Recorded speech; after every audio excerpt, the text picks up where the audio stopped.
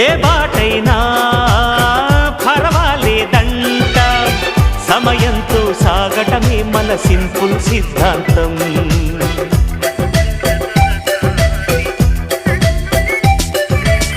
చిరుగాలికి పరిమళమిచ్చే సిరిమల్లెల వనమై ఉందాం, గగనాన్ని నేలను కలిపే హరివిల్లుల బంతెన అవుదా. ఆనందం అంటే అర్థం మనమంతా, ప్రతి పూట పాటై సాగే హుషారు సరిగమలో. ఎన్నో ఎన్నో రాగాలుండే సంగీతం కాదా, చల్లకి నవ్వుల కేరింత.